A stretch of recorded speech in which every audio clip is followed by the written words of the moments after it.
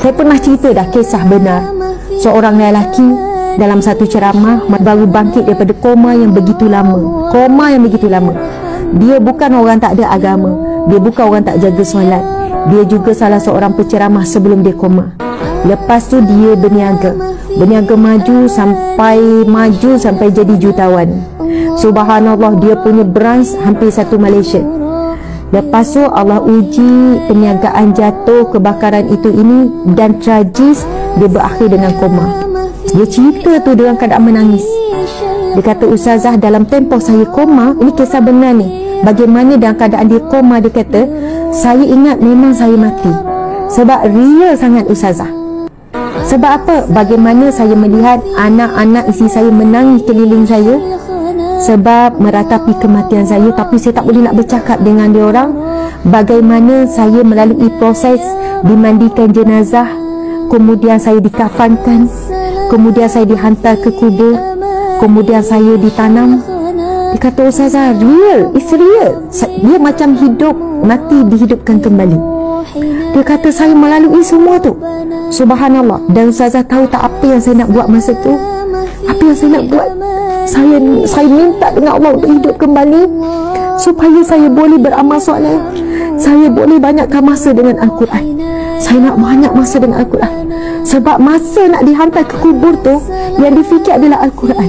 Ada tak Al-Quran nak teman? Ada tak bacaan yang nak teman? Ada tak bacaan yang nak jadi pelindung ni?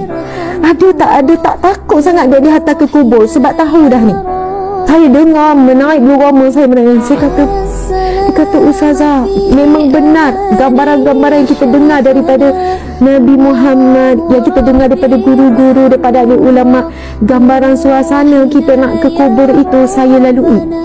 Lepas tu, dia kata bila masuk ke kubur, dia kata sebaik berapa langkah saja keluarga tinggalkan. Subhanallah, rupanya semua ini bayangan ketika dia koma, bukan benar-benar berlaku. Memang benar, terus datang malaikat terus datang Ustazah. Kemudian soalan pertama yang ditanya kepada saya, Man Rabbuka, siapakah Tuhan kamu? Dia kata, Ustazah, saya nak jawab Allah, tapi saya tak boleh nak jawab. Saya tak boleh nak jawab Allahu Rabbi, Allah itu Tuhanku, Allah itu sembahanku. Saya tak dapat jawab Ustazah. Dia kata gitu. Saya kata tak dapat jawab. Tak dapat Ustazah, tak dapat. Walaupun hati saya kuat nak jawab, saya tak dapat jawab. Dan apa yang berlaku, dia kata saya kena pukul dengan satu belati, satu pukulan. Dia kata di dunia ni saya tak boleh nak gambarkan. Kalau nak gambarkan macam bagaimana alat pemukul tu, maksudnya kalau kita kata rotan, kita boleh bayar rotan kan. Kalau dia kata satu benda yang macam besi, tajam, dia tak boleh nak ceritakan. Gambaran tu tak ada seumpama di dunia.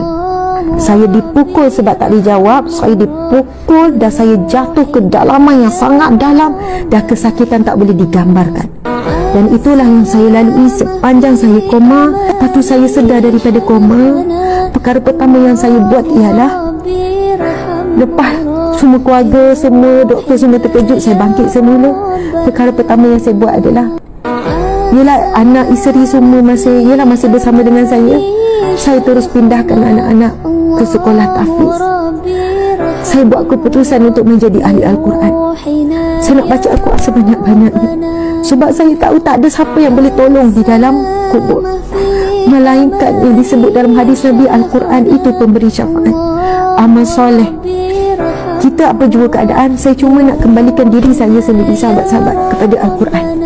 Kita terlalu banyak leka dengan ni, terlalu banyak. Walaupun ada kebaikan telefon ni, tapi hakikatnya Al-Quran adalah sahabat sejati, yang mana kalau kita baca, dia akan setia dengan kita sampai dalam kubur, sampai ke mahsyar.